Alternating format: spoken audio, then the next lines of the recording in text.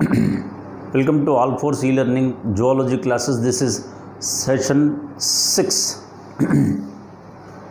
So, nephron. So far we have discussed the human excretory system where the kidneys, then ureters, urinary bladder and urethra. Now we'll discuss the nephron. Nephron is considered to be the structural and functional unit of the kidneys. A nephron is the structural and functional unit. This is the diagrammatic view of the nephron. A nephron is including there are about 10 lakhs, 1 million number of the nephrons are present. It includes mainly the two parts which is said to be the one Malphizian corpuscle, or else the body, and the another is said to be the renal tubule. These are the two parts we came across in the case of the nephron. Nephron includes Malphizian corpuscle, which is also named to be the renal corpuscle. Is a one, and the another is the renal tubule. The case with the Malphizian corpuscle, which includes furtherly two portions are present, which furtherly includes the two portions. One is named to be the Bowman's capsule, and the another is considered to be the glomerulus. These are the two parts of the Malphizian corpuscle. Not to be confused, Malphizian tubule, which we have discussed in the case of the excretory organs of the cockroach. Malphizian corpuscle or renal corpuscle, which includes the Bowman's capsule. Look at here. This is a double-layered structure, named to be the double-layered cup-like structure is the Bowman's capsule. And in its lumen there present the glomerulus. These two together what named it to be the Malphizian corpuscle. Whereas the renal tubule includes the PCT and loop of Henle's, and the another is named to be the DCT, distal convoluted tubule. So this is the description regarding the nephron. A nephron includes the structural. Nephron considered to be the structural and functional unit of the kidneys. There are about 1 million number, 10 lakhs number of the such structural and functional units. Nephrons are present. A nephron include the Malphizian corpuscle or renal corpuscle, which includes the Bowman's capsule and glomerulus, whereas the renal tubule includes the PCT, proximal convoluted tubule, loop of Henle's, distal convoluted tubule. Here, look at here, diagrammatically also I have drawn the regions that are located. Recall your memory. The outer dark region is the cortex. In the kidney, there are two regions. One, the outer dark, the cortex. Look at here. This is the region is all what's it to be the cortex. And the inner region is said to be the medulla. Right? So the dark region is the cortex outer, whereas the inner pale region is named to be the medulla. And you will notice what are the part of the nephron that are present in the cortex and that located in the medulla. I repeat, by this diagrammatic view, you will come to know the parts of the nephron that are present in the cortex, that in the medulla. Look at here, this is the cortex region, and find out what are the parts present in the cortex. It is none other than the entire Malphizian corpuscle. that is both the glomerulus and Bowman's capsule, which is a malphizian corpuscle or renal corpuscle present in the cortex. Besides that, the PCT, DCT are also, look at here, they are part of the cortex itself. And we do see the loop of Henle is located in the medullary region. And the distal convoluted tubule lead into the collecting duct. This is what we see, the collecting duct. And it is also what present both in cortex and medullary region, which is the other extensions of the after the DCT. So structurally nephron with the malphizian corpuscle and the renal tubule, malphizian corpuscle, renal corpuscle with the Bowman's capsule and glomerulus. Now we'll go for the discussion of these parts. First of all, the malphizian corpuscle or renal corpuscle. There we see Bowman's capsule. A Bowman's capsule is a double layered, which means two layer. Look at here. This is the outer and this is the inner. Outer and inner two layers are present, which is what name it to be the double layered cup-like structure is the Bowman's capsule, which includes the outer parietal double layered outer parietal. Look at here. This is the diagrammatic view of the Bowman's capsule. This is what with the outer parietal, right?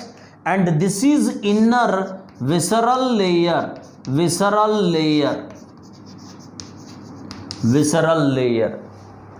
and here what we see is the layers which are with the parietal with the squamous cells location. It is with the epithelial cells, name it to be the squamous cells.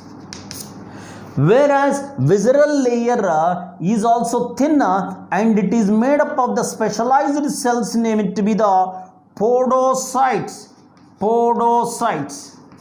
I repeat, the case with the Bowman's capsule, which is a two-layered outer and inner double layer. Outer parietal layer, which is made up of the simple squamous. Recall your memory. In first year we have discussed that the simple squamous epithelium is the epithelium which is with the single layer of the cells, which is simple squamous, simple cuboidal, simple columnar. So here also the Bowman's capsule parietal layer is what made up of the simple squamous, and inner is the visceral layer which is made up of the specialized cells, name it to be the podocytes. Since they are like the pedicel, foot like, that's what podocytes. This is what with the Bowman's capsule located in the cortex region itself. And the another we see is none other than the glomerulus. In the lumen of the Bowman's capsule, we find the network of capillaries. Remind you one thing, glomerulus in the sense the anastomous plexus, that is, there is a network of the capillaries in the lumen of the Bowman's capsule named to be the glomerulus. They are the capillaries. Look at here. This is the renal artery. What is a renal artery? The blood vessel which is bringing the blood into the kidney is a renal artery. Arteries are the blood vessels which are progressively decrease in diameter and ends in the tissues. Is it right? So here the nephrons are cells. Is it right? Group of cells become a tissue. Got my point? So the renal artery, renal arteriole and capillaries is what it's a continuity into the nephron. So renal artery, from which afferent renal arteriole. Afferent in the sense the one that is bringing.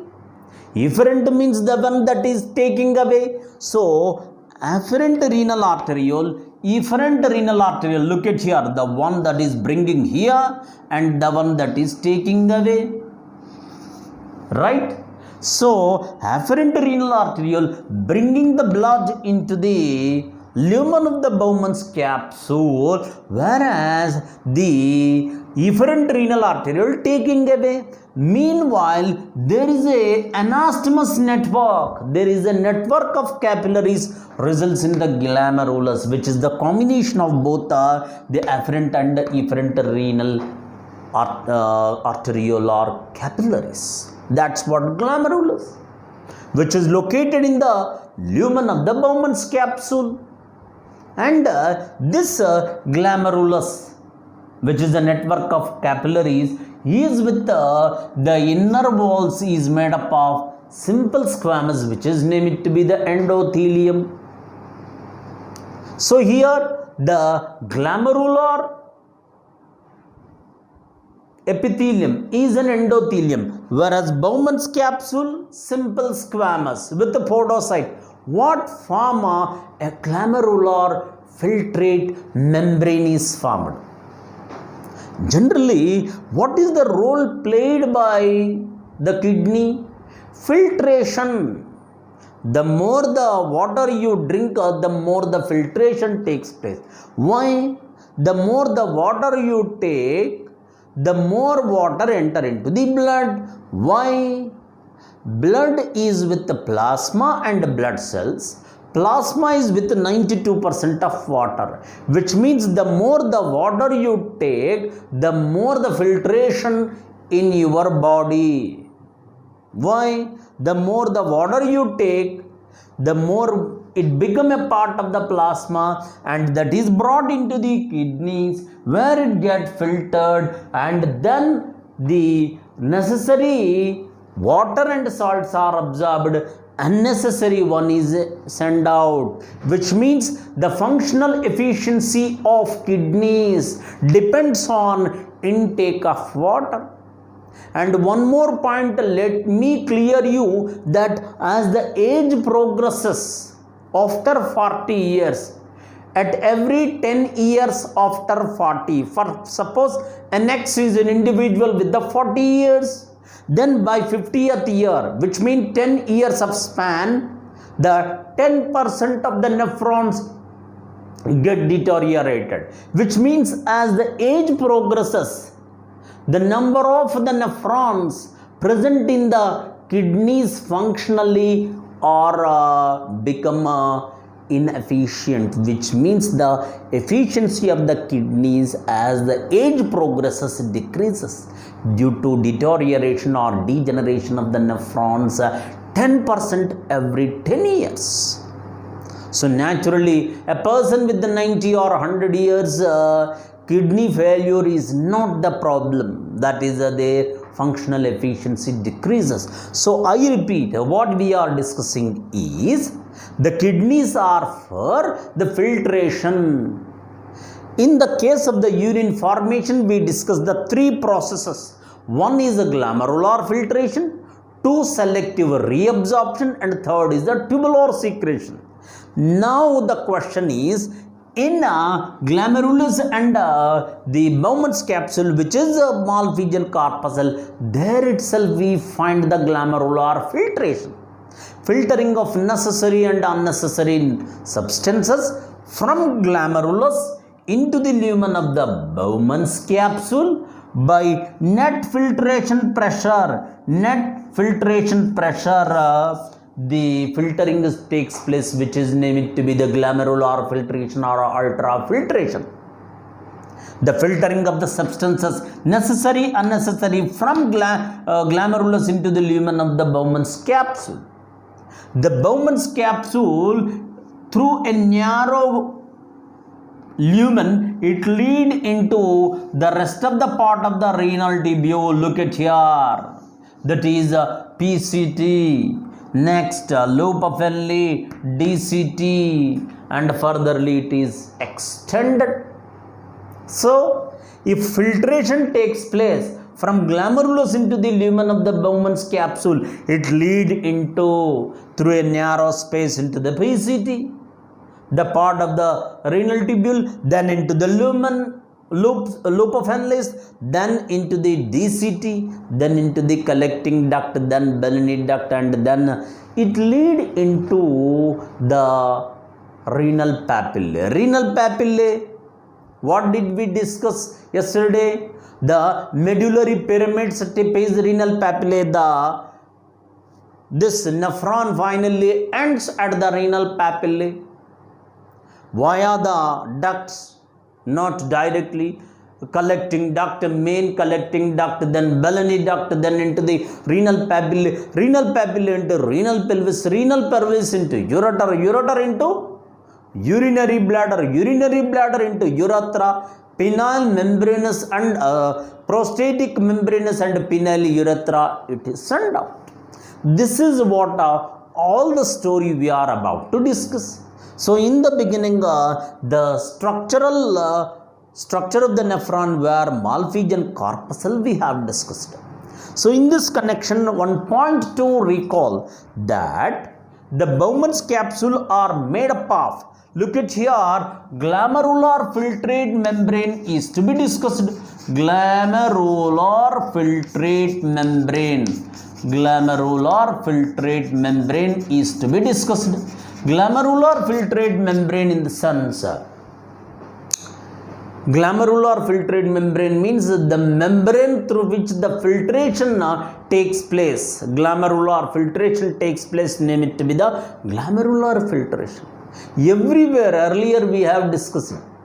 In the case of the alveoli of lungs lined by the blood capillaries, and where the respiratory membrane is formed by the combination of simple squamous of alveoli and its basement membrane, and endothelium of the blood vessel, its basement membrane and space, which is the respiratory membrane, which is through which 0.5 micrometer of a diameter, through which the exchange of gases takes place. The same way here also, through glomerular filtrate membrane, which is formed between the Bowman's capsule and the glomerulus, the filtration takes place. That's what glomerular filtrate membrane.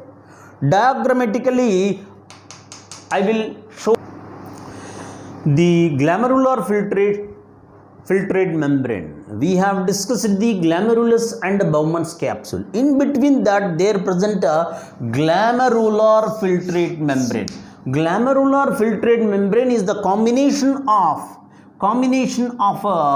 the simple squamous of blood vessel, which is named to be the endothelium. Look at here, endothelium means nothing but this is the portion related to the glomerulus, and look at here, this is the Bowman's capsule. Bowman's capsule made up of the parietal and visceral layer. Parietal layer with the simple squamous and the visceral layer with the podocytes. Look at here, these are the podocytes. So their membrane is the basement membrane, and the blood vessel simple squamous is an endothelium, that basement membrane. So endothelium, which is made up of, endothelium is nothing but the layer, internal layer of the blood vessels, which is made up of simple squamous, name it to be the endothelium. Bowman's capsule is a double layer, which is outer parietal made up of simple squamous, and inner the special visceral layer made up of the podocytes. And those basement membrane of endothelium, simple squamous and podocytes, basement membrane, what forms the third layer. So endothelium of the blood vessels, podocytes of the Bowman's capsule, endothelium of the glomerulus, and podocytes of the Bowman's capsule, and basement membrane. Three together what form the glomerular filtrate membrane. Glomerular filtrate membrane is the combination of the endothelium of the glomerulus, podocytes of the Bowman's capsule and their basement membrane. Together what name it to be the glomerular filtrate membrane. The endothelium of the glomerulus, which are with the thin walls, leaving some spaces named it to be, they have certain the spaces named it to be the fenestrae. Fenestrae are the spaces of the endothelium of the glomerulus. In the same way, the Bowman's capsule, which is made up of podocytes, also have certain slit pores, name it to be the filtration slits. In between that, the basement membrane is present, which is made up of collagen fibers, as well as it is made up of the certain fibrils.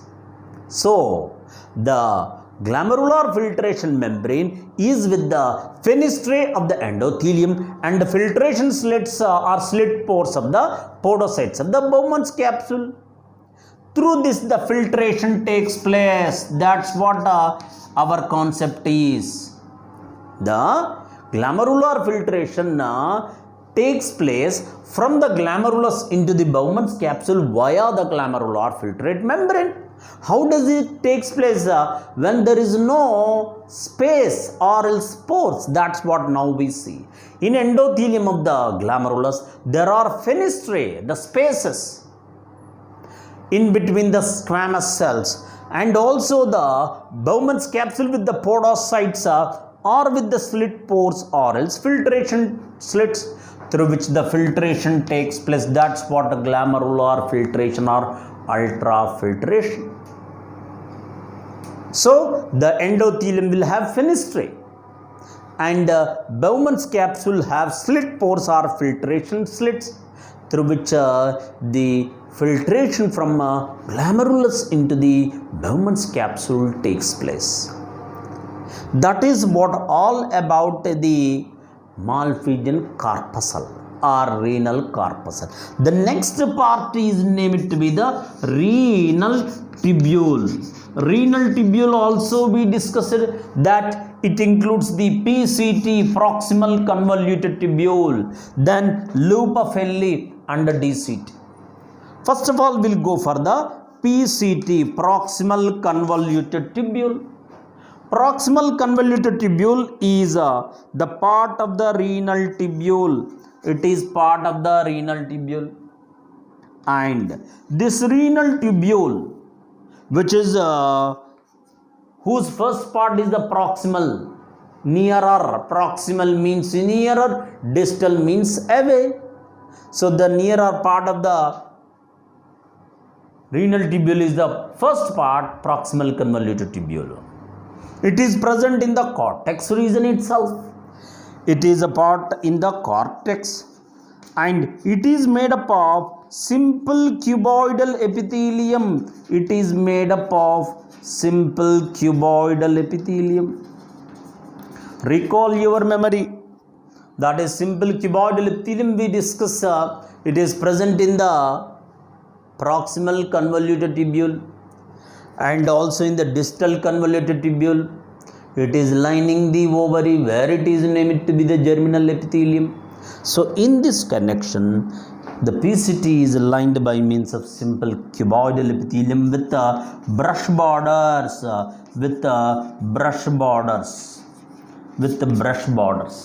That is the microvilli, which increase the surface area of absorption. The point to remember that in the case of the intestine also, there we see the villi, which is with the microvilli, which are what are considered to be the brush borders, and that they generate the what is called the certain enzymes, and which helps in the digestion. Then it increases the surface area of absorption. Villi increases. The same way here also, the simple cuboidal epithelium which is with the brush border. And the one more point to remember, this cuboidal epithelium is with the mitochondria, large amount of mitochondria. Now you may raise a doubt, what is the mitochondria? Mitochondria is a powerhouse of a cell. That is the at PCT mitochondria helps in active transport of the nutrients, particularly at PCT sodium and amino acids are what reabsorbed by active transport, which is facilitated by mitochondria. Active transport. Generally, we do discuss the selective reabsorption as a topic after the glomerular filtration.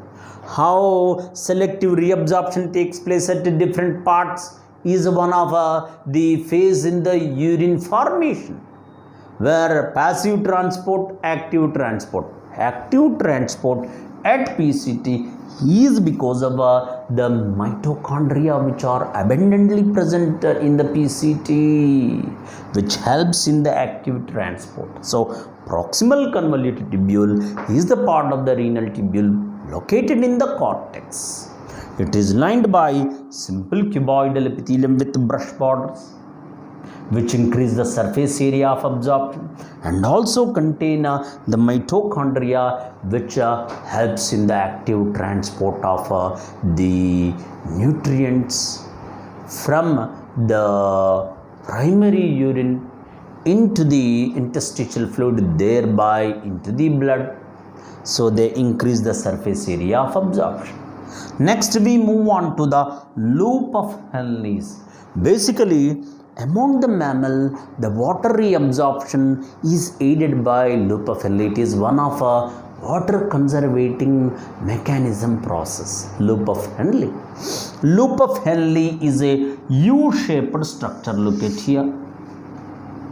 It is a start from the PCT and continued into the medulla. This loop of Henle is varied. Generally, the nephrons are of said to be two types: cortical nephrons, medullary nephrons. What do you mean by this? Cortical nephrons that are mostly present in the cortex, the one that are present in the medulla or medullary.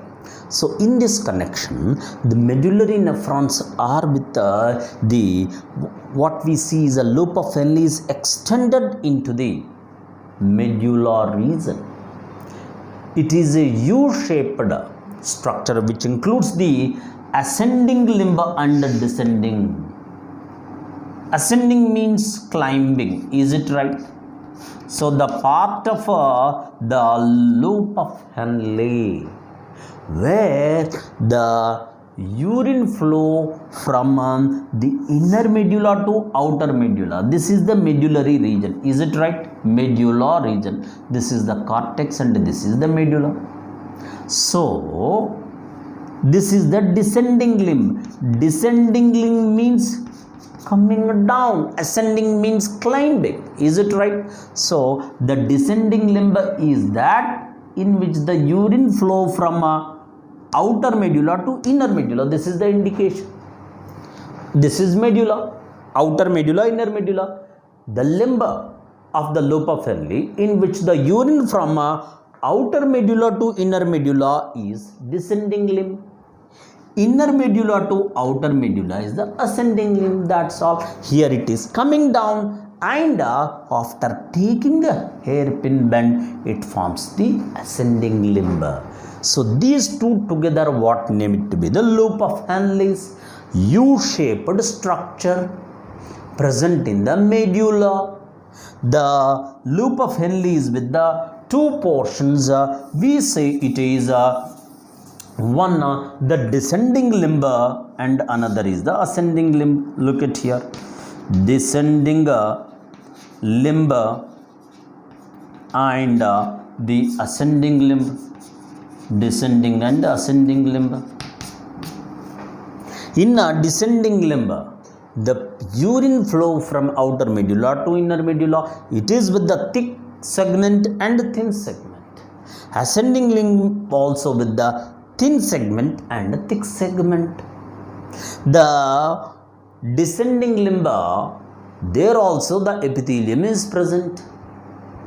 And these two combinations are joining of the descending which takes a hairpin bend and forms the ascending. This is how the loop of Henle can be seen. The descending limb is slightly permeable for water, whereas ascending limb is impermeable to water. The permeability also play a role whether with respect to water or salts. That is, when it is absorbed from the nephron, if water is reabsorbed from a part of the nephron into the interstitial fluid.